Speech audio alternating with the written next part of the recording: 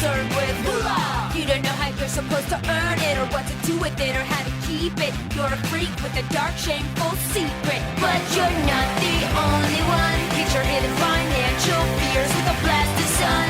Now your healing has begun. It's Bad with Money with Gabe S. Done.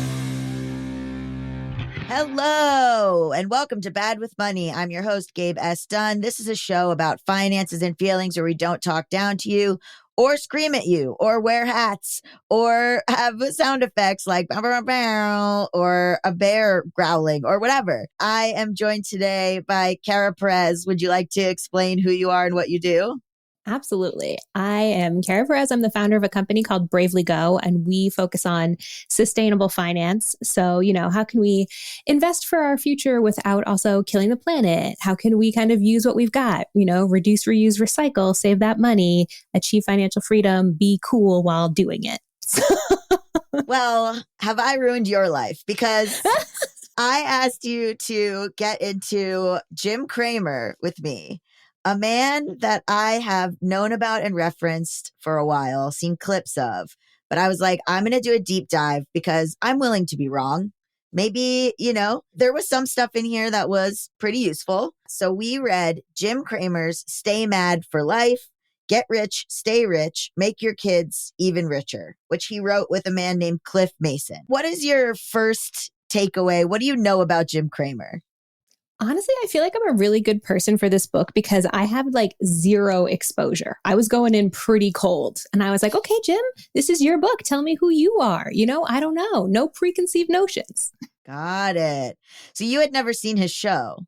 No, I had never seen his show. I watched my first couple episodes yesterday, but before I finished the book yesterday too. Yeah, I was writing notes on it up until we started. So Jim Cramer is the host of Mad Money and also, I guess, a show called Squawk on the Street, though I've never seen that one. He went to Harvard, he worked for Goldman Sachs, and then he became a hedge fund manager and co-founded this website called The Street. And basically, he has his show Mad Money with Jim Cramer. It started airing on CNBC in 2005. He had a book come out that was more about his life, that was called Confessions of a Street Addict, which I took the title to mean something completely different. He is talking about Wall Street. Yes.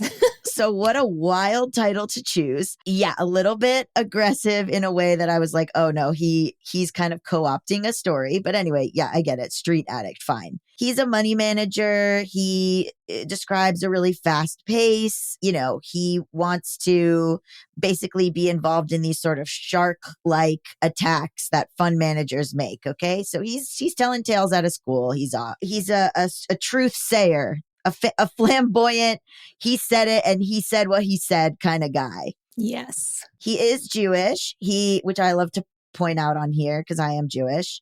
His father worked for a paper company in Pennsylvania, so I assume he worked at Dunder Mifflin. In 1978, he was working for the Tallahassee Democrat, where he was one of the first people to cover Ted Bundy. Wow. So, what a fun fact. Really crazy fun fact. And then during this time, his apartment was robbed and he lost everything and he lived in his car for 9 months. So, a lot of times I read a lot of these books and a lot of times they have to sort of have these tragic backstories. Like, even if they're so wealthy, they have to sort of make sure that that they have suffered before they tell you anything, basically. Have you read a lot of these types of books? Yes, I have. And it's actually funny that you mentioned that because literally I have a Post-it on page 4 that says, I'm regular just like you, bootstraps. Because that's very much so how he starts the book. Yes, I'm regular. I'm just like you. And, it's interesting because I also, for another episode, am reading the essays of Warren Buffett. Why? Because I like to torture myself.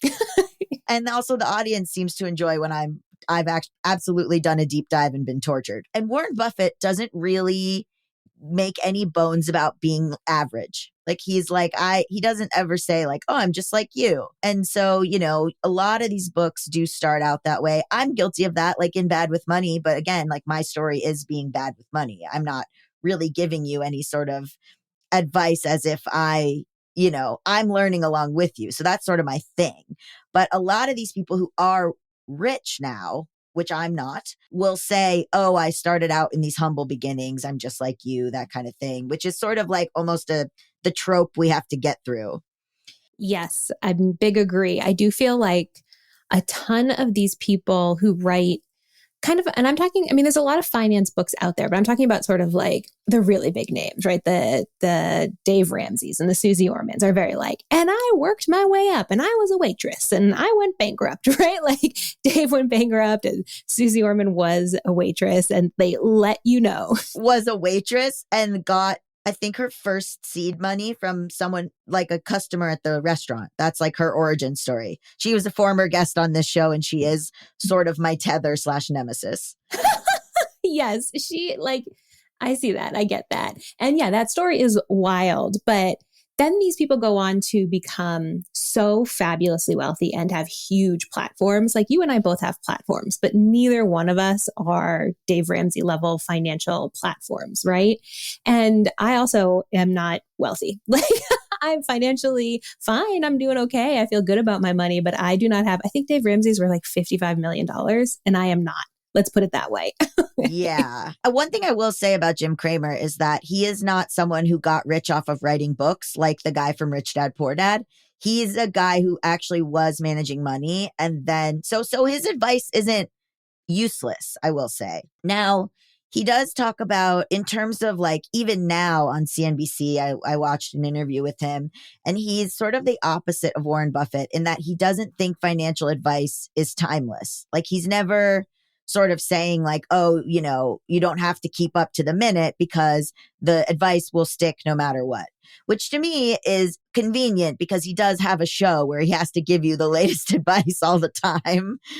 He was mired in controversy because of market manipulation, because his show is very popular and can sway the market. Up until like 10 days before Bear Stearns went under, he was saying, oh, Bear Stearns is never going to go under. He tried to sort of spin it by saying, oh, I was saying don't take your money out of Bear Stearns. I wasn't saying buy Bear Stearns. But then it sort of became he actually was saying buy Bear Stearns. But so he got into a lot of trouble when The Daily Show was still on. Jon Stewart went at him pretty hard. And then he actually came on The Daily Show and they did an interview, which you can watch. And basically everyone took away that Jon Stewart wiped the floor with him. So, I mean, the thing is that when you have to make as many predictions as he has to make, obviously he's not going to be right all the time. And he never claims to be right all the time. But the problem is that he does have so much power. So I looked up what are the, because he gives really specific examples of what to invest in this book. And I looked up what, as of today, what are his top 10 to watch? Oh, yeah. So one is JP Morgan. Interesting. 2 is Boeing, which he goes so hard at, like he wants you to invest in Boeing so bad in this book, which came out in 2007. And he's still saying Boeing's the one.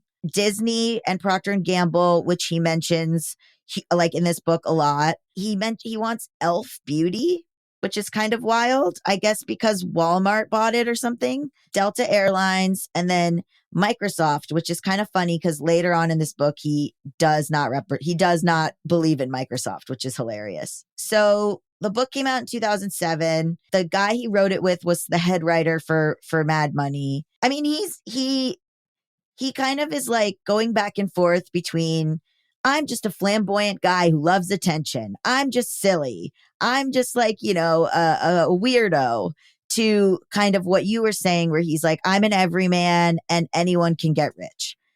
What I do appreciate is he does say he's going to say everything in layman's terms. So like, how did you feel about that? Yeah, I thought, God, I had so many thoughts reading this book. I was high highs, low lows, let's put it that way.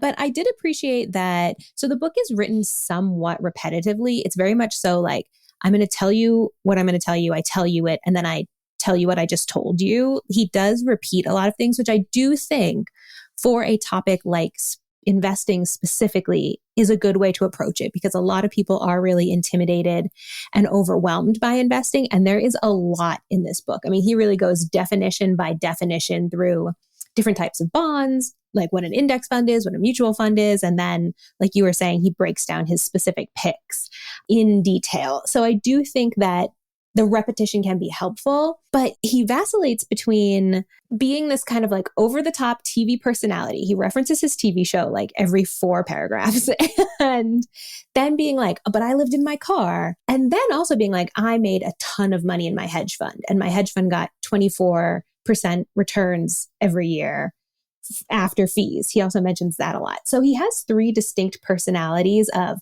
I am rich and very good at this, but I'm just like you. But also I'm your crazy uncle. And like, who knows what I'm going to say? Mm-hmm. Yeah, which, I mean, as someone who teaches about investment, did you find his breaking down of these definitions to be useful or accurate?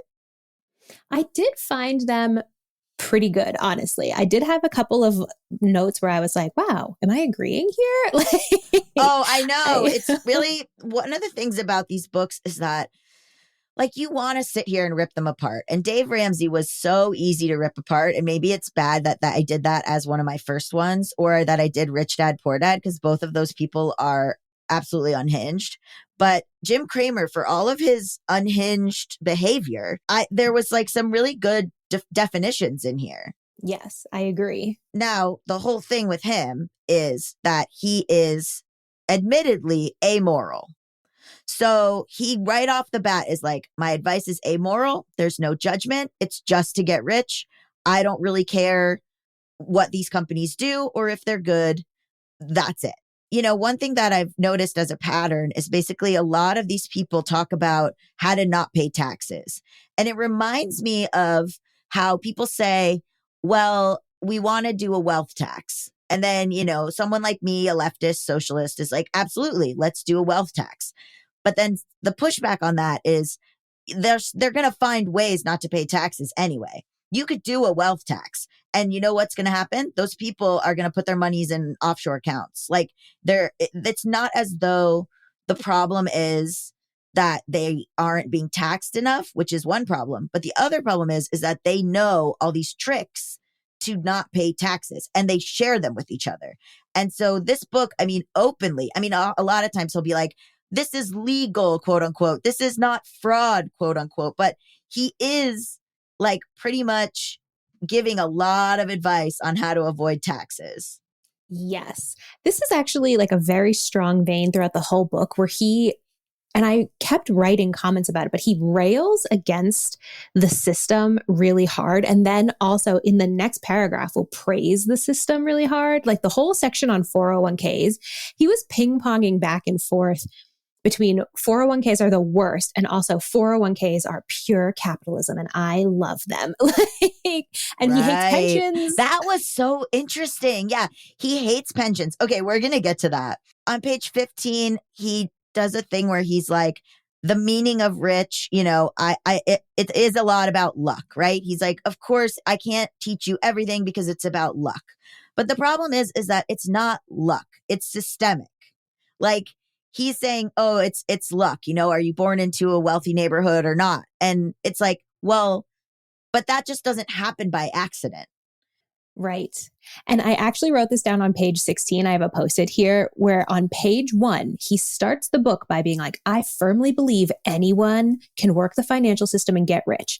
And then on page 16, he's like, you need luck. So he's already contradicting himself.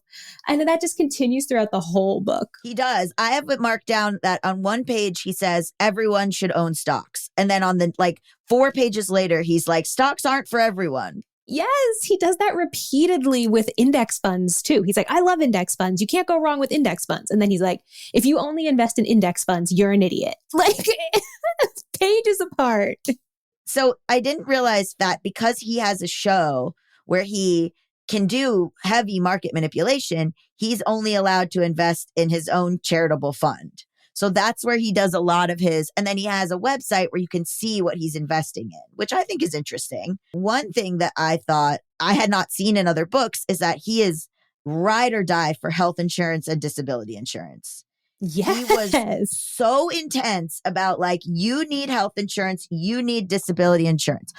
Like before anything, you need those. Like he seemed, I don't know what happened to him in his life that scarred him so badly that he's like, if you don't have disability insurance, you're a fucking idiot.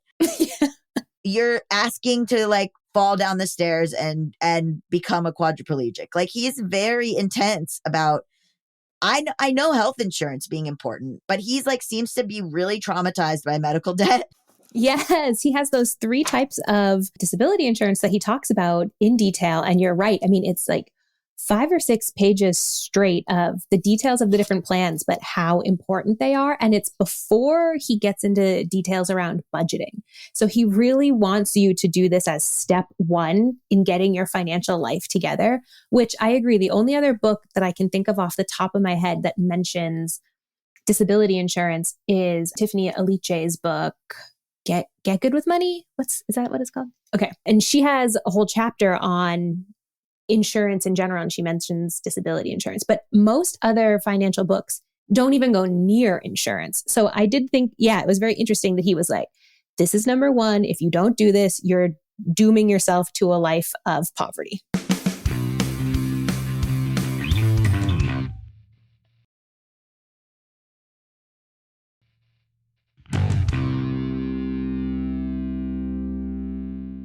Now, I will say that some of these investments are in insurance companies, but Warren Buffett I'm just going to keep bringing him up too, because I just read his book, but his whole thing is he's invested in Geico and like he's invested in a lot of insurance companies. So I wonder if there's sort of a connection there, but also, it is this funny thing of like, he acknowledges that if you don't have insurance, you're fucked. But he's saying get insurance rather than sort of being like, maybe we should think about universal health care.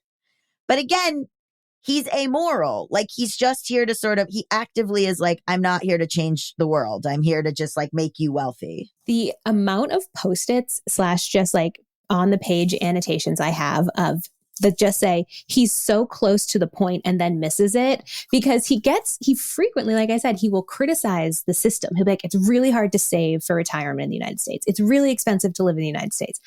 Medical debt is the number 1 cause of bankruptcy in the United States. And then he just blows by the systemic problems. And he's like, anyway, you just need to buy, Procter and Gamble and you'll be rich. And this won't be a problem for you anymore. Right. Yeah. I mean, also, I really, as a Jew, and he's Jewish, he uses the word Shylock on page 19, which is a slur. So that's wild. But he also it talks about how like people think money is like a moral and cultural failing, which again is an example of like so close to the point and then backing away from it. I did enjoy his reframing of savings as active. So he's like, saving shouldn't be passive. It shouldn't be just in a savings account. It should be you're saving to invest. And you should have like his whole thing seems to be like, have an active eye on what your money is doing. And I'm not mad at that. Yeah, I agree. I'm not mad at that either. And I tell people, and a lot of people tell people who are struggling with money or struggling to kind of emotionally connect with why they should be thinking about their 60-year-old self when they're only 27 is find your why. And I think he's very clear. He does have something too, a line that I liked where he was like, there's a difference between not spending money and saving money, which I was like, yes, Jim, snaps for that. Because you could just be like, oh, I'm not going out to eat tonight. But that's not the same as transferring that $27 to savings, right? Like that's actually saving. So there are moments in this book where I was like, I'm 100% on board with this. And then there are moments in this book where I was like, this is my Republican uncle drunk at Thanksgiving ranting about, things Republicans rant about. Absolutely. I mean, he's a capitalist through and through. And he's also, but not just a capitalist, he's also like libertarian in the sense of, and very sort of like value neutral about everything. It's interesting. He talks about in chapter 2, like the stuff you need to do. So he talks about budgeting.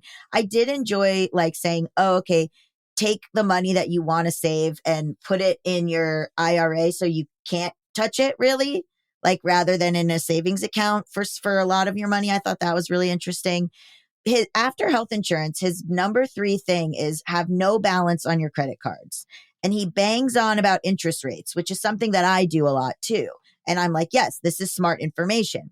But then he's like, credit cards are bad, have no balance on them. And then right away, he says, invest in MasterCard. Yes. Jim! Yes.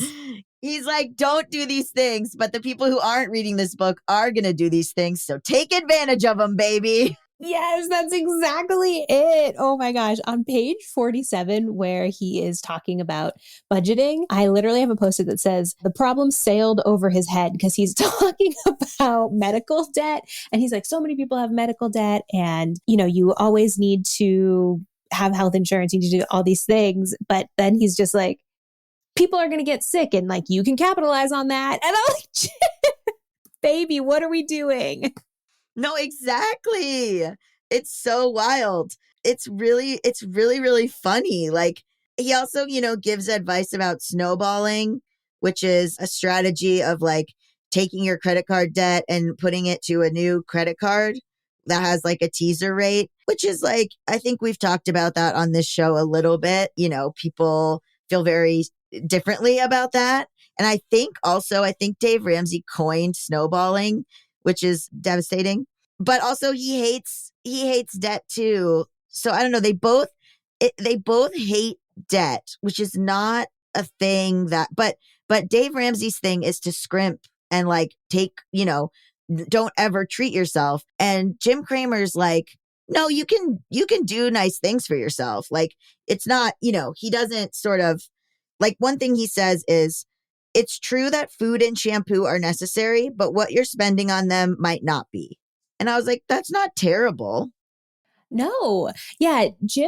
Dave Ramsey very much so has this kind of like puritanical Calvinist approach where it's like suffering is good, right? And if you have strayed from the smart financial decisions, you should be punished by never going out to eat until you get back on the right path.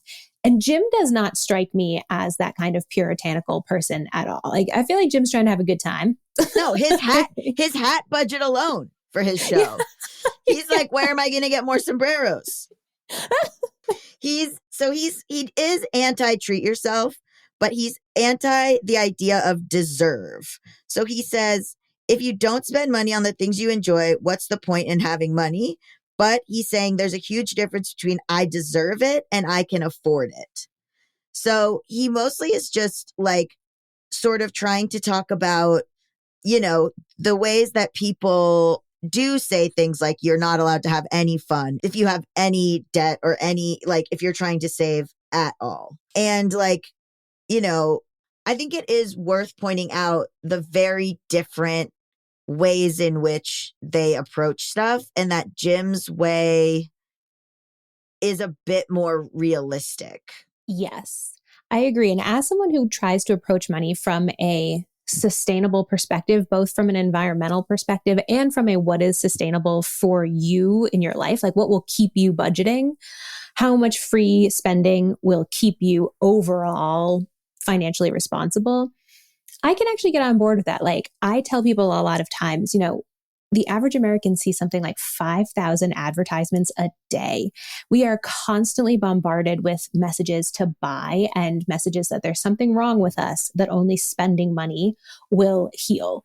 And I really actively reject that. And something I try and tell people is to opt out of spending sometimes, not in a punitive way, but in a like, yeah, do I really need this? Or have I just been told I'm ugly or I smell bad or like hot girls do X, right? And so now I think I need to do X. And I feel like that's what Jim is getting at here is like, just think about it, bro. Yeah, it's interesting. Like, so Susan Orman's big thing is never lease a car, never, ever, da. And later on in the book, Jim Cramer says, I do lease a car and I think a car is necessary for me. And he just is like, I need it to do this and I want it for my commute. And that's that. And like, I think that is less prescriptive than saying these are the things you should not do or should not have. He says like, you're building wealth, not so just so you can retire comfortably, but so you can buy things. And like, of course, I believe you need a little bit of recklessness and irresponsibility now and again, but only as much as you can afford. So he's sort of saying like, you know, you're not budgeting to just hold on to this money. Like he advocates for like short-term budget and long-term budget. And he's like, you can't exist without the long-term budget for sure, but you also need a long-term budget too. And they can be different in your mind. Yes, which I really don't feel like you would never hear Dave Ramsey say that. You Never. Know, Dave Ramsey hasn't had fun one day in his life. Meanwhile, Jim Cramer's just like playing kazoos and making little bells ring or whatever. Jim is having a time. He's a showman. Okay, so now this is on page 46. We get into him getting close to the right idea and then capitalism taking over. Okay. So he is talking about insurance again, and he's saying you need good insurance so that you can be a good worker, so that you can be a good employee. So he's talking about like the capitalism of it all, of like, you know, you don't want to take a sick day. Even 1 or 2 sick days a year can be bad for your career. You want to lose weight and quit smoking, you know, and I wrote down, oh boy, late stage capitalism. Yep. He's like, you really need insurance. You really need all this stuff because, you know, if you're not going to be able to go to school or you're not going to be able to work because, you know, you don't have these insurances, that's going to be really bad. And if you have disability insurance, you know, that's called own occupation, then you're not going to, you'll get paid if you know, you get paid if you go to work in another field. But that's never, the consideration is never like, oh, maybe you should get covered for, maybe you shouldn't have to work through cancer. You know what I mean? Yes. His take here on 46, you know, he says, at my hedge fund, there was no such thing as a sick day. Even 1 or 2 sick days a year can be bad for your career. And it's like, right. That's what he keeps saying.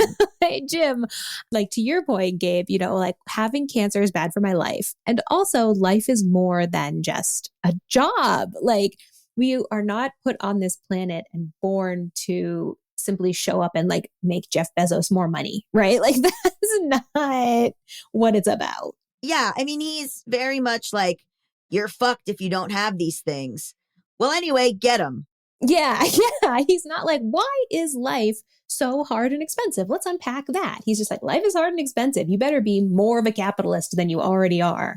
Like, there's no solidarity. There's no like collective bargaining. You just got to be ruthless and get your own. Yeah. I mean, he also talks about, like, you know, he says, getting rich is about greed. Staying out of poverty is about fear, but each should encourage you to save money. Rather than unpacking like greed and fear, he's just like, harness them, use them to become a capitalist monster. Yes. I like how he reframes retirement fund into retirement capital. Like a lot of his reframing is really good, and his explanation of IRAs and stuff is really good. Okay, so here we go. In the old days, our parents and grandparents could rely on pensions and Social Security to provide for them in their old age. They didn't need to worry about retirement. Nowadays, thanks to the magic of capitalism, through 401ks, IRAs, and perhaps someday in the not so distant future, semi-privatized Social Security, most of us are no longer held hostage to the performance of defined benefit pension plans that pay out only so much money and therefore limit how much growth we can see from our retirement savings. Today, we have the freedom to manage our own retirement plans. Now, this is exceedingly libertarian and also exceedingly naive because he's imagining that it's good for you to be able to play the market because you're not guaranteed safety from the government, when you could just be guaranteed safety from the government. And also a lot of people that play the market were absolutely devastated in the 2008 crash, were devastated by the pandemic. Like he's acting like this is a good thing as though, oh, everyone is going to be able to benefit. But I think more often than not, people are not benefiting. I'm so glad you brought this up because I literally have that same paragraph, like a line, and it just says insane. That was my takeaway He's like reading that. thinking about it so wrong. He's like, what? Mm-hmm. I mean, and I get it, right? He has a TV show that tells you how to pick stocks individually. Of course, he's going to want you to pick stocks individually. I get it. He's selling his show. He's selling his expertise. But you're lying to yourself and to others if you think that, oh, don't worry, the capitalist free market is actually allowing you to have a better retirement.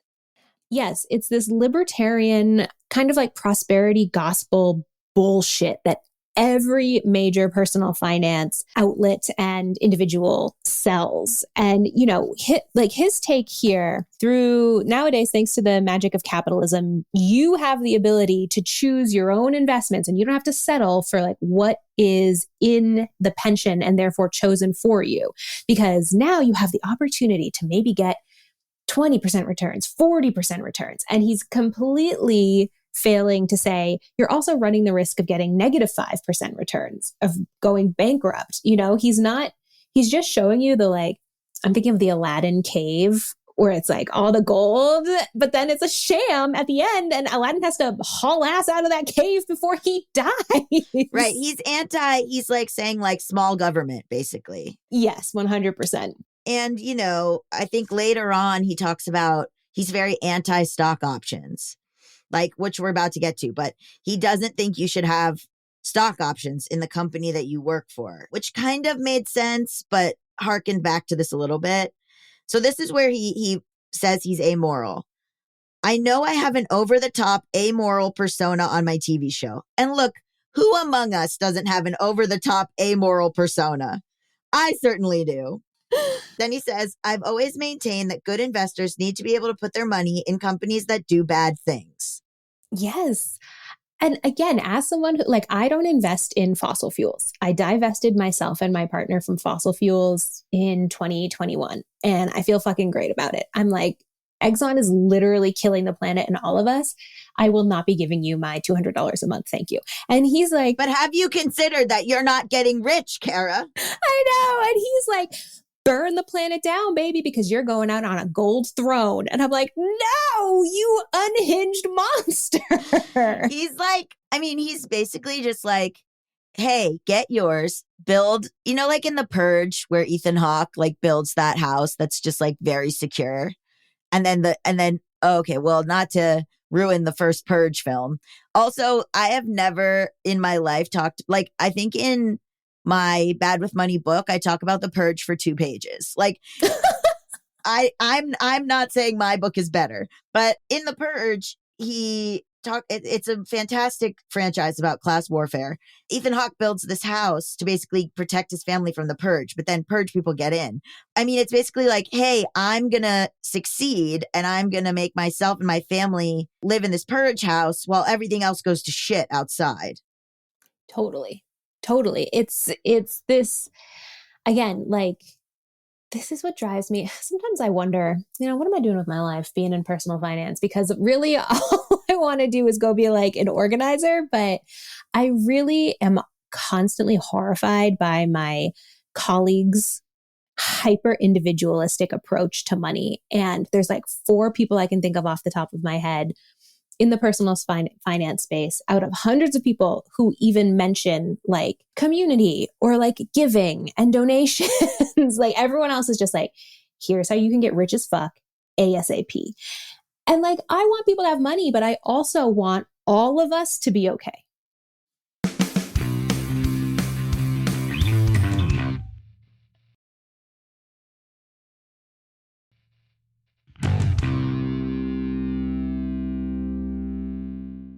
I mean, look, he also doesn't want to pay taxes. He talks about, like, again, like how to get out of paying taxes. And he gives a lot of good advice about like 401ks and hardship withdrawals and what you can do. And like, it's all like it's explained very well for a layman. Then I'm going to get into how he hates stock options. So he says the most popular 401k investment is your employer's stock. Don't ever buy any. And his idea of this is that basically, like, you're already tied to the company's success by working there.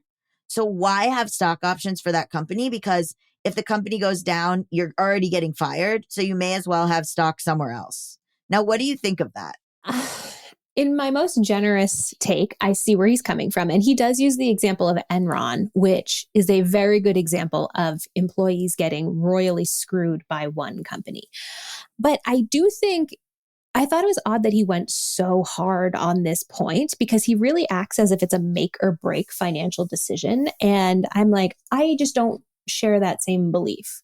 I don't think you will be totally wrecked if you have 10% of your investment portfolio in the same company you work for and it goes belly up. I think he thinks that it's a way for employers not to pay you, right? Like, so he says some employers provide their matching 401k contribution in their own stock. If so, take that first opportunity you have to sell that stock and move your funds to a better investment. In this case, any other investment is better than owning shares of your employer, especially in your retirement account. I had never heard this before. Like, I've always heard of stock options as being a good thing. So I don't know. I was just like very confused by how much he was so against that. I think it really matters. I mean, like a lot of investing, it really matters what the company is, how much stock option you have, right? Like how much it vests. And because a lot of people have made a lot of money with these and some people haven't. So again, I was just kind of confused that he was like, this is a pillar of my investment strategy. What does vesting mean?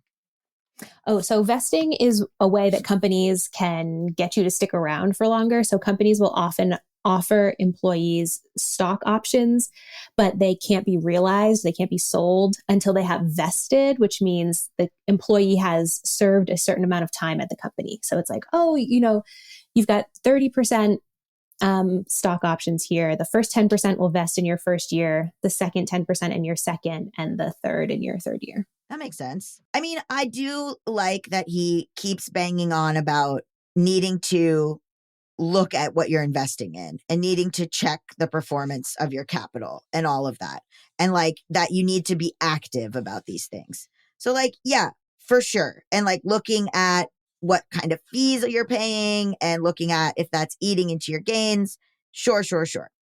But he also is very then intense about, well, but if stuff's going poorly, don't worry about it.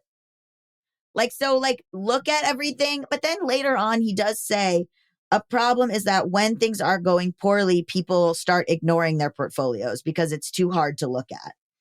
And I thought that was good advice that he sort of later on is like, no, stare into the darkness.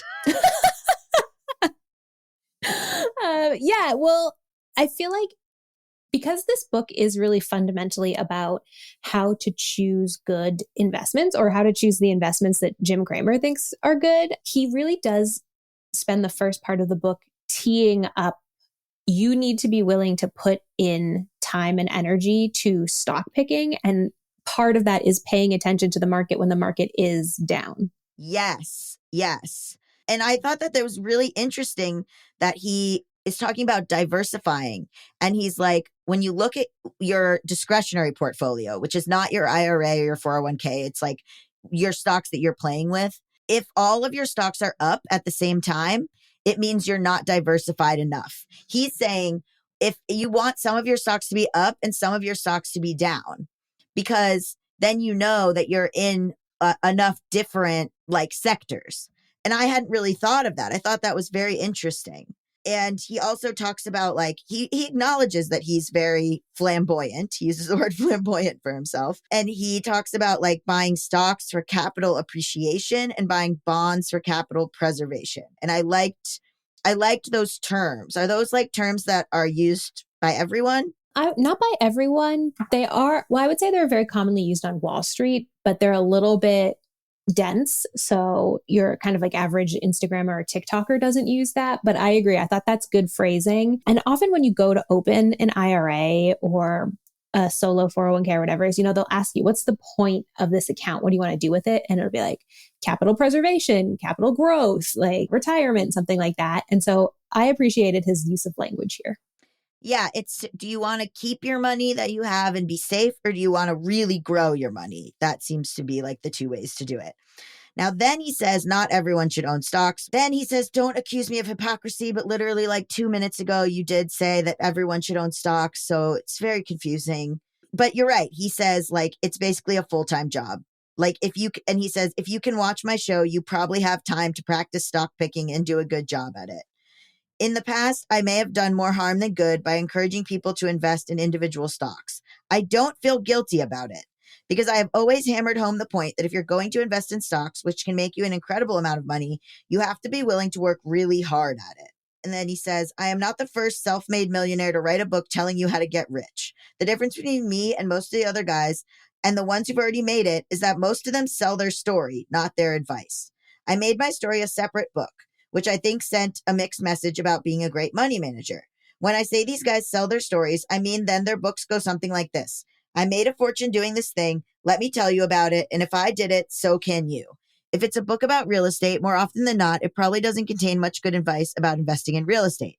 Instead, the book sells you a false promise, the promise that if the author got rich investing in real estate, you can too, as long as you follow in his or her footsteps. I will not make that promise, and I certainly won't sell it to you. And that was like, wow, Rich Dad, Poor Dad found scalped.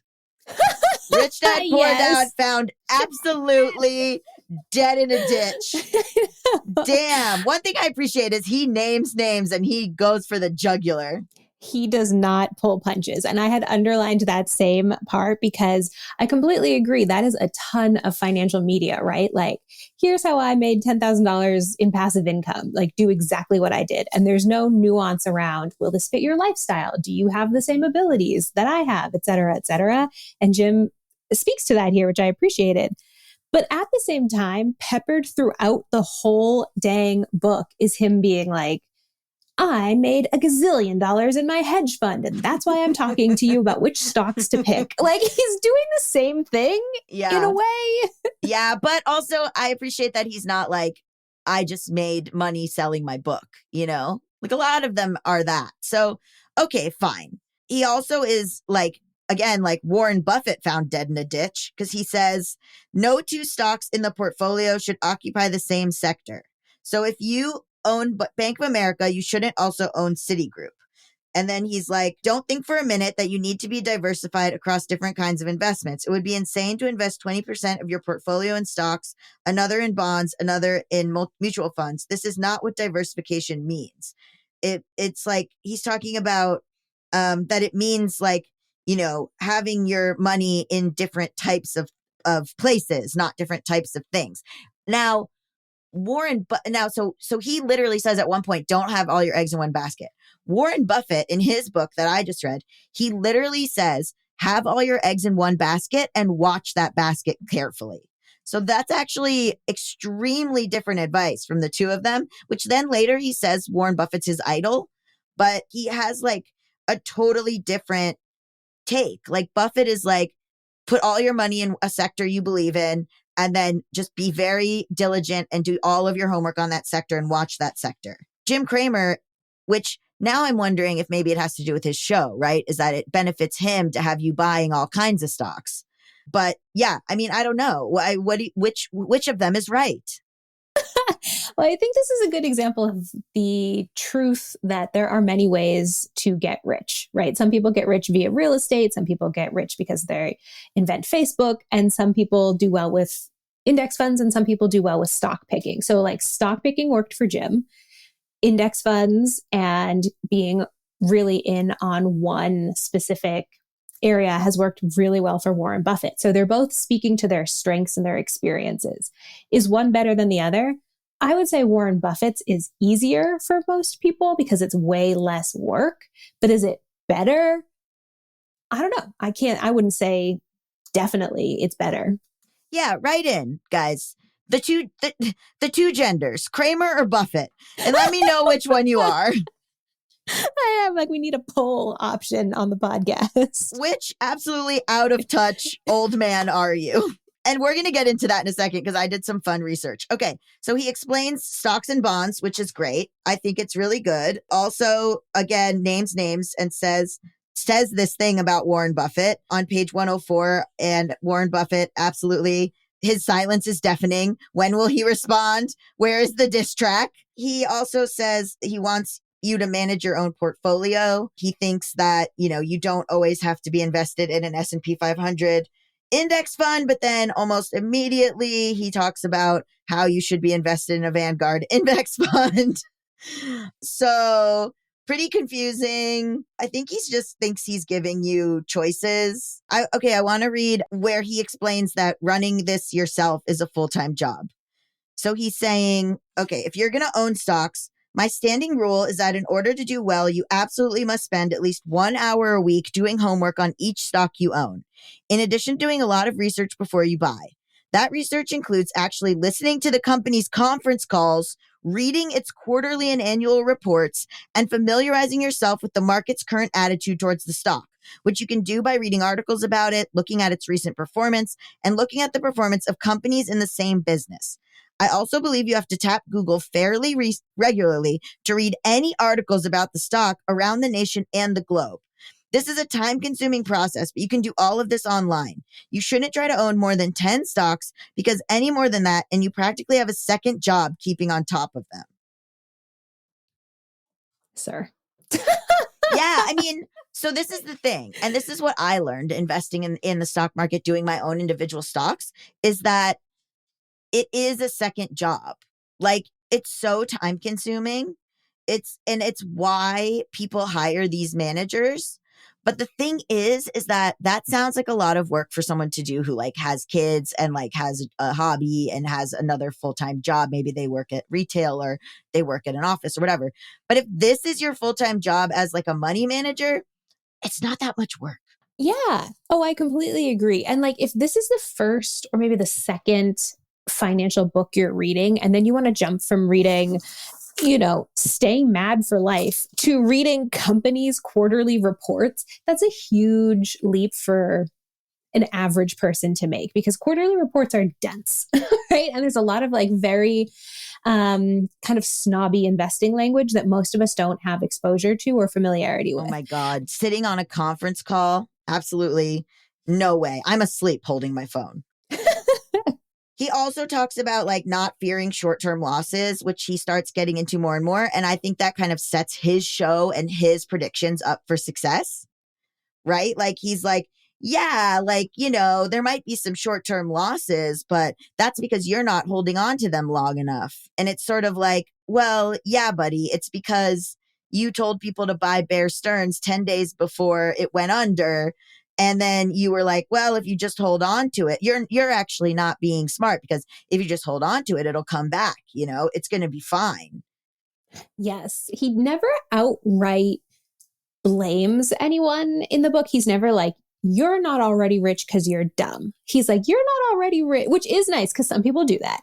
But he is like, everything, if you are not successful, the undercurrent of this book is it's because it's your fault. Like it is, you're not doing the right things. You're not doing enough research. You're probably relying on your 401k too much, which he constantly goes back and forth between loving and hating 401ks. And loving and hating money managers and hedge funds. Yes. Oh my gosh, totally. And so it's very that was, I think, my biggest frustration with this book is that he'll say one thing and then 2 pages later, it's a direct contradiction. And it's for basically every single topic. The best part about it is his definitions of things. Is his descriptions of all the different types of bonds, what each bond is, what each bond, has in it. But then when it gets to his advice is where we sort of lose him. Yes. Do you think he's right to hate? He seems to fucking hate dividends. I think he's wrong. I personally love dividends. Why does he hate them so much? I don't know. That was strange to me. I guess he thinks that it means that the company is trying to, he's saying that when a company has a big dividend, it means that they don't believe in the growth of the company. So they're trying to lure you to buy their stock with something other than a promise that the stock is good and solid. And so he feels like it's kind of like a bribe and it doesn't bode well for the company.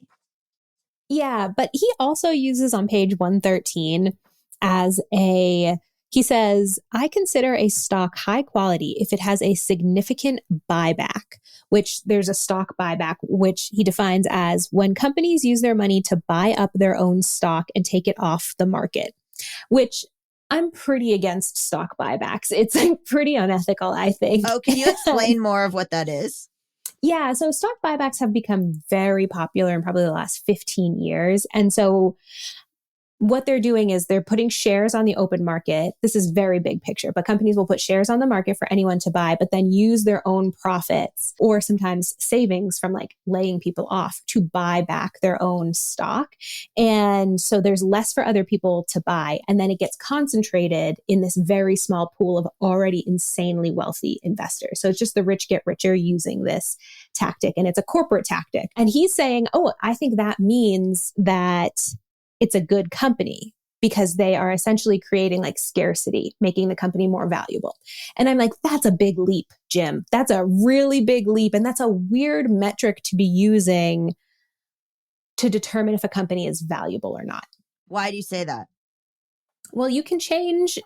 Buybacks are not, oh, once we've bought back X amount, we have to do that every single year henceforth, right? They can change at any time. So a company might have a year where they do a lot of stock buybacks and then a year where they do none. So if it's not a consistent thing, I think that's a weird metric to use for judging, right? I like consistency in my metrics. Does the price, when they do a big buyback, does the price of the stock go up? It can. It's not a guarantee.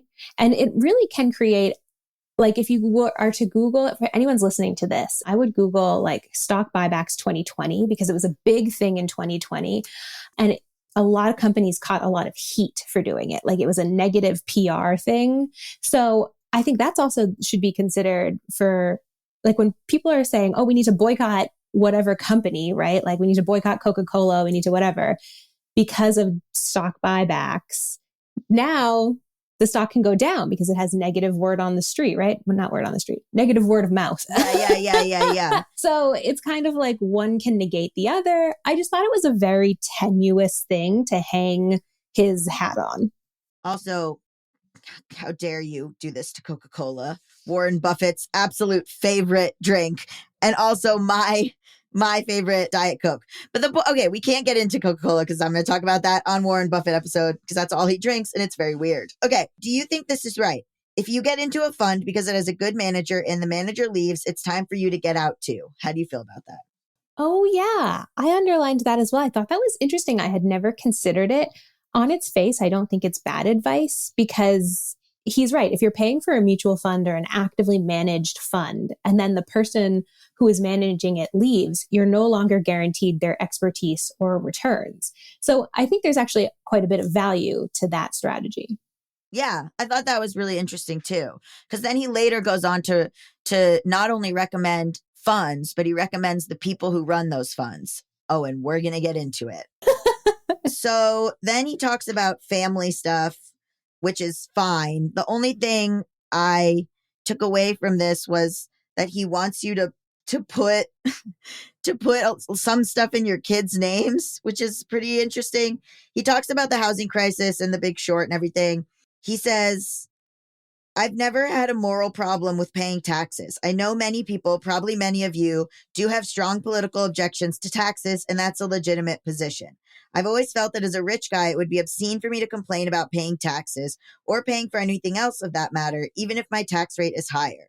But then he sort of is like, take advantage of every tax break, which is fine. Sure, whatever. What the hell is the kiddie tax? Unclear. Like I found does he have kids? I never Googled if he has. He does have kids. Okay. Because he writes a little bit like someone who doesn't have children. Oh, he later talks about his kids because. Oh, I missed that. Oh, man. Okay. So basically he's talking about like what to put in your kid's name and stuff. Like parents, should put some things in their kids' names or whatever. But then saying like the more your child has in his or her name, the less financial aid they can get for college. So it's like legal what he's saying, I think, but sort of like, I don't know. It's weird. I thought some of the kid stuff was interesting. Like it is, again, something that's going to take up a lot of your time. So it's like he talks about like going slow shopping with them and teaching them how to look for better deals and not buy things right away.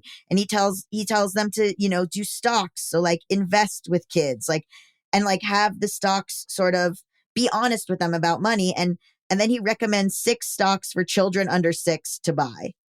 Yes. For you to buy for them.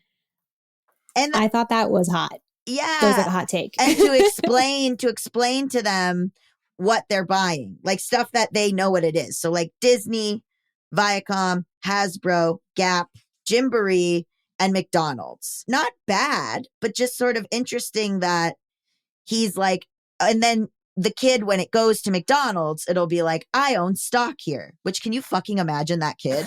Yeah. Oh my God. No.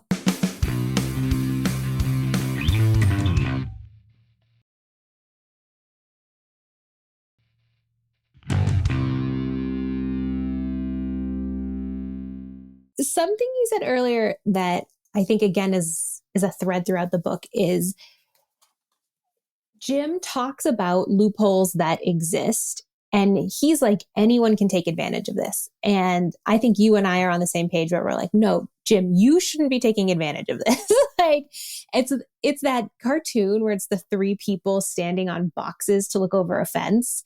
And it's the difference between equality and equity. Like because it's three people who are different heights for anyone who's listening to this. So there's a really tall person and a really short person and a middle height person. And they all have the same height box. But the really short person still can't see over the fence. So there's no equity, even though it is equal. They all have the same box. And I'm like, Jim, this is what you're missing. He's like, well, these things exist. So it's okay if you're already a billionaire to not pay any taxes using these loopholes. And it's like, no. Those people should be paying taxes. And the like single mom trying to feed 3 kids on 42 grand a year in, Dallas should get some tax write-offs. Right? Yeah. I mean, he tries to make it seem like everyone could get them, but he also, I liked this line, if only baby showers would get registered with E-Trade, TD Ameritrade, and Schwab. Oh my God, yeah. Okay. He talks about college. Again, this book came out in 2007, so he does say, if you have to pay a lot of money for your kid to go to a great school, trust me, he or she will earn it all back after graduation. That's not true, baby.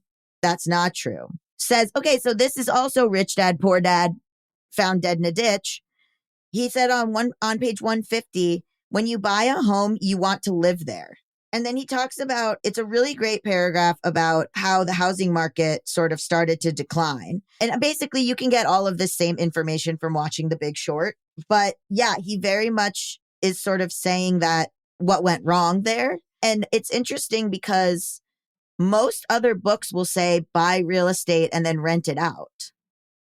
So I'm wondering why he says the opposite.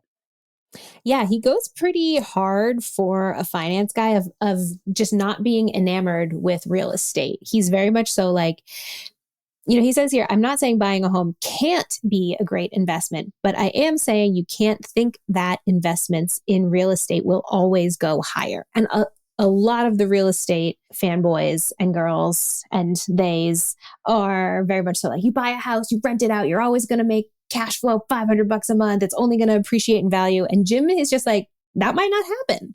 Yeah, it's super interesting. I wonder if it's because his bread and butter is stocks. And so he's trying to get you to not buy the real estate books, but I don't really know. I found it pretty fascinating. I think he's just got a more balanced approach. Maybe because, obviously his expertise is with stocks, but I will say, I will give him credit. Like he does do a pretty good job compared to other financial talking heads of being like, you can make mistakes and or some things might not pan out, where there are lots of other financial people who will never admit that. Yes, he is constantly talking about mistakes. And I wrote down this. He has a charitable fund that he invests in and that other people can see, right? So he says, my charitable trust allows me a rare and brutal look back at why I bought or sold a stock. I am on record about what my thought process was, which is why what I'm about to teach you is the single best set of lessons I've ever come up with. Most people never set down contemporaneously why they do something. If you want to minimize the mistakes you make, you should keep a diary. And at that exact moment when you buy or sell, write down why you did it. You will be struck by how many of the same patterns you repeat. Honestly, you should do that for dating. Yeah, that's just good advice. Yeah, I was like, he really is very into like, I'm a weirdo, mea culpa, like, which is kind of, I think, leaves him open to a lot of criticism. I don't know. I relate to him a little bit in the sense that people think that I'm so sure about stuff, so they yell at me a lot. But mostly I'm just like, I'm a buffoon. No, I appreciate a lot of his approach where he's like, hey, here's what's worked for me. And also, here's just good information to have. Here's my libertarian take on a lot of things. And also, here's some things I might be wrong about, or here's things I have been wrong about. Whereas a lot of other people in a variety of fields, they never admit their wrongs. And Jim is just like, yeah, I don't know, shit happens. And I'm like, thanks, Jim. It's refreshing. Now, for him, shit happens and he loses $130,000 and he's like, whoopsie. Yeah. For the average person, no. Now, this is where he loses me again. Okay, page 163. Meanwhile, the war raged on. He's talking about the Iraq war. And so did the need for bullets. Within 2 years' time, the stock rallied to more than $112 a share. I had let the market shake me out of a perfectly good position with a long-term thesis that, unfortunately for the U.S. soldiers in Iraq, played out. So he's saying that he's upset that he didn't get in on investing in bullets during the Iraq war. Unhinged. Truly dark. Like, he wrote this, an editor read this, and they were both like, yeah, we're going to publish At least he's being honest. You know what? Like, it reminds me of, not to spoil Triangle of Sadness, but it reminds me of the couple in that movie that make grenades. And if you have seen that movie, you'll know why that's funny. But yeah, I mean, then he talks about investing in South African mining conglomerates. It gets like, he's like, let's go to the darkest, most like fucked up parts of human psyches and let's invest there. Yeah. He also talks about his kids teaching him to invest in Apple and also teaching him to invest in Abercrombie and Fitch and Hollister because he he was like, hello, fellow kids, where are you doing stuff? Hello, fellow kids. So, yeah, I mean, that's interesting. He also then this whole chapter, basically, he's talking about mistakes that he made. Mm-hmm. One thing he talks about is beware of any company that needs to grow endlessly through acquisitions. That just made me think of the show Succession. Oh, yeah. So that, I mean, what do you think about that? Is that real, advice? I think so. Honestly, I mean, I haven't ever seen Succession, so I can't compare it to that. Wow. Oh, wow. I know. Well, one of my friends once described it to me as a bunch of rich people acting like assholes. And I was like, I don't know if I need that in my life. I'm more of a Love is Blind girly. Oh, Love is Blind. Yeah. I just interviewed someone right before you about divorce. So Love is Blind is in the air. Oh my gosh. Iconic. But I do think, yes, a reliance on acquisitions is problematic. Would be my take on that. This is not an area I'm deeply well versed in, kind of like corporate takeovers and corporate acquisitions. But if you are constantly trying to get someone to buy your company in order to profit, as opposed to making sales out of the company to profit, I would say that's out of whack. Yeah.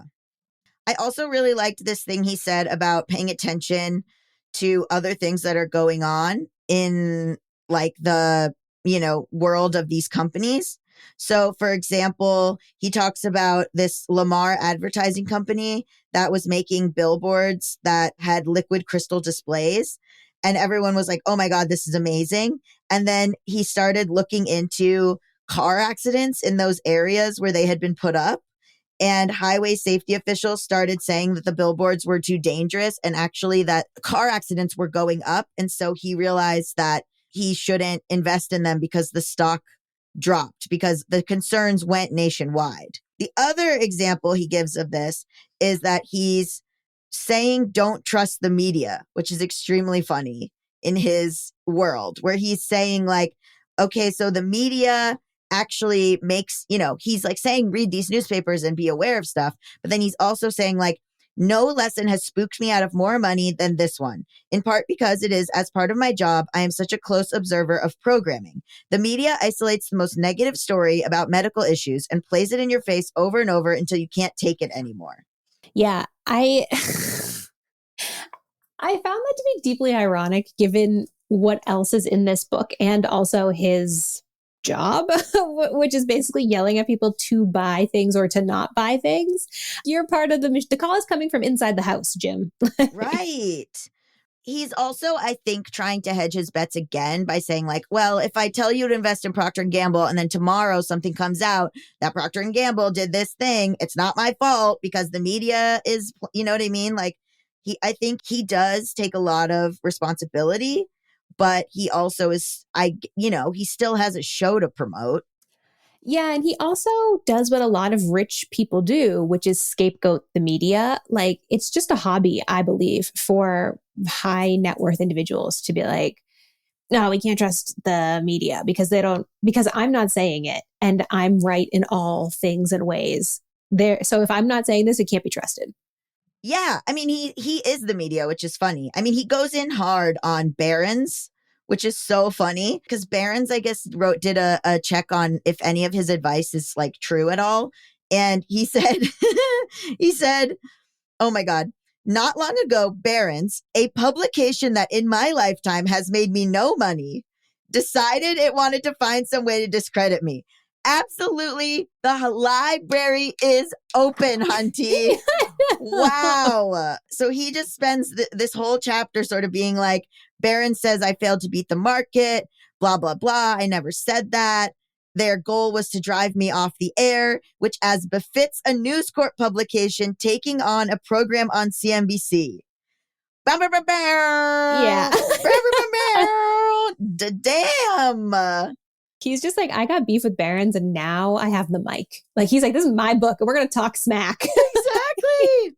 Okay, we're going to end on a couple things. We're going to end on the 5 markets that he recommends. And again, he is amoral. So he says aerospace and defense, and he talks about Boeing and Airbus, which he still to this day is promoting Boeing. And he says that, like, you don't think so US centric. There's stuff going on in China with Boeing, blah, blah, blah. He also says the United States is home to most of the world's major defense contractors, and we have become a giant exporter of tools of war. We are arms merchants, financing billions and billions of dollars to arm Saudi Arabia and Israel and Egypt for many years to come. Yup. Post 9/11, political parties have remained committed to military spending. Cool. Right. And he doesn't unpack that. He's not like, and let's think about this. And he's not thinking about, like the millions of people who have died as a result. He's like, anyway, because of ongoing war and imperialism, you can make a lot of money. Yes. He then goes on to say agriculture. Then he goes to bat for Monsanto, which is incredible. And if we don't have time to go through all of the legal cases that what happened with Monsanto, including like just look up Monsanto DDT, but basically there were a lot of problems there. Then he talks about oil and oil services, and he says to invest in Exxon and oil. He also recommends Halliburton. He sure does. He sure does. Oh, defense, Monsanto, and Halliburton, literally the 3 ghosts of Christmas past, present, and future. What the fuck? Okay. He talks about minerals and mining, which already, Jesus Christ. And then he talks about infrastructure and Halliburton again. So really wild. Then he goes into 20 stocks that he recommends for the long term. So one is Caterpillar, and he says that it's a stock that does well even when the economy is down. So, okay, fine. Then he goes to bat for Goldman Sachs. One of the worst companies in the history of the world. And said he says this is the best one there is. Oh, yep. And he does start, he's like, call me biased, because he worked at Goldman. And it's like, okay, I will call you biased. Yeah. Then he goes for a couple oil companies. So that's chill. Then he goes for a driller, Transocean driller. Then he goes for Hologic, which is a leader in diagnostic and medical imaging for mammography and osteoporosis applications. So he's talking about like women's health and, whatever, and how that's noble. But then he says, this is the kind of company that is ideal for any environment, but will really excel in a slowdown. So basically like invest in healthcare during a crisis, which I guess is nice because you're giving them money. Sure, whatever. He does more healthcare stuff. He talks about like, disease prevention and saving money on drugs will be like huge in the next 5 years. Then he recommends McDonald's. Yep. It's like, did you watch The Founder, Jim? Come on. But it's also like, invest in healthcare and also McDonald's. Wink, wink. Okay, then he goes hard for Hewlett Packard and PCs. And he says that Microsoft is not able to innovate. So he tells you not to go with Microsoft because the BlackBerry is growing like wildfire. Oh, this was published in 2007. What a throwback. BlackBerries, sir. He's like, we will never be using anything but BlackBerries. And that's fine. I get it. Fine. That one's funny, but like, whatever. Then he talks about Google. And I think this is very interesting. I am willing to bet that by 2012, it will have the programming that youth watches, which is why I can't possibly pick any media company for the long term. So he thinks that there would be something called Google TV. Now that's interesting. Well, because didn't they buy YouTube in 2008? So he did predict this pretty well. I mean, like, you know, we don't have Google TV exactly, but Google acquired a media platform, a major media platform. It just didn't really work out. Yeah, yes. But I mean, I think that was a good guess. Prediction. Yeah, good guess. Then he says, we make no judgments here. And that's why he's into investing in gambling. Yup. Then he really hurts my feelings by saying to invest in Pepsi rather than Coke, which I think is maybe just a fuck you to Warren Buffett. Pretty unclear. He does say he likes that they are concerned with the environment and with energy efficiency. So, Jim, you're really giving me whiplash here. Greenwashing, though. Total greenwashing. Pepsi is one of the world's top plastic polluters, as is Coke. Sorry. But it's just like, and Coke and Pepsi also actually get frequently put on lists. Now I'm just doing a little rant here, but they frequently get put on lists of like, if you want to invest in women, invest in Coke and Pepsi, because she's no longer the CEO, but Pepsi did have a female CEO and Coke has a female board member. But it's like, is Coca-Cola good for all women? Or is it just good for that one woman who gets paid $600,000 a year to be a Coke board member? Oh my God. That's so ridiculous. They're really put on lists for that? Yes, for the less than the bare minimum. So this is a very libertarian situation, which is like on 228, he says, I expect the defense budget to continue to grow as a percentage of the gross domestic product, no matter who is in the White House. And this is sort of the thing, right? Is like, you can be a Republican, you can be a Democrat, but at this point, and this is even in 2007, it's all kind of the same. Mm-hmm. And that's why we're leftists here. Yeah, that's right. Okay, so this is just an aside, but he is talking about a guy he met named Eddie Lampert at Sears, right? And he was part of the Goldman boot camp. He kept being like, why is he not coming out with us after work? And it's because Eddie was only 15. Then he briefly mentions, at the last minute, Eddie was kidnapped and the banks walked away. Eddie ran from the kidnappers who are now serving life sentences. Okay, so I look up Eddie Lampert. And I was not ready. Eddie Lampert is an American billionaire who is the former chairman and CEO of Sears, this is what Jim Cramer is recommending you buy, right? Is Sears. Okay. So he works at Goldman Sachs. Then he is called the next Warren Buffett, basically. He becomes like this huge deal in 2017. He has $2 billion in assets from being in charge of Sears Holdings. He was very bad at his job, and he basically was criticized for shredding his employees in corporate meetings, being out of touch with reality, as well as failing to invest in the physical stores. And also, he lost Sears around half its value in 5 years and closed more than half of its physical stores. 2018, he steps down, and then he is basically told that he needs to pay out these employees because in 2019, he threatens not to pay $43 million in pension payments owed to 90,000 former Sears and Kmart employees and retirees. He's a terrible person. And he's also I think a big Republican, or libertarian. But anyway, so then under personal life, it says, this is so much. Okay. Lampert is a self-proclaimed supporter of free market economics and is a fan of libertarian writer Ayn Rand. He is the owner of the Fountainhead, a 288-foot motor luxury yacht. No. In 2003, Lampert was kidnapped from the parking lot of his Greenwich office, but persuaded his captors to let him go after 2 days of captivity by promising to pay them a ransom. Oh my God. You know, they were just annoyed. They're like, we can't be around you anymore. You gotta go. I tried to find, like, it's a story that is told in Business Week from 2004 in an article about him called The Next Warren Buffett, but I don't know that they fact checked this in any way. He was kidnapped at gunpoint, but there's no follow up. I guess the guys went to jail, so I guess it did happen, but that was truly wild. Also, that this man ended up being so fucking bad at his job.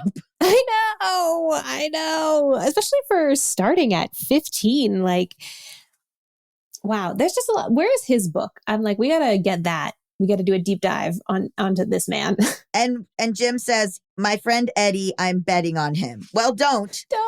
It's not going to work out well. If he couldn't even not get kidnapped outside his own office, you think this man is paying attention? If he doesn't even have, situational awareness, how is he going to have business awareness? Oh my God. Okay. So, we have to wrap this up. But so here's he recommends a bunch of, then he starts saying index funds are good. And he's like, definitely invest in index funds. Oh, what were you just telling us this whole book? Anyway, it's fine. So then he breaks down the index funds he wants you to invest in. Here's some stuff I found out. So the first one he does is it's CGM Focus Fund run by Ken Hebner. Ken Hebner last year shut down Capital Growth Management.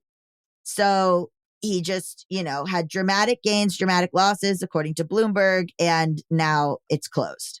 Then dead.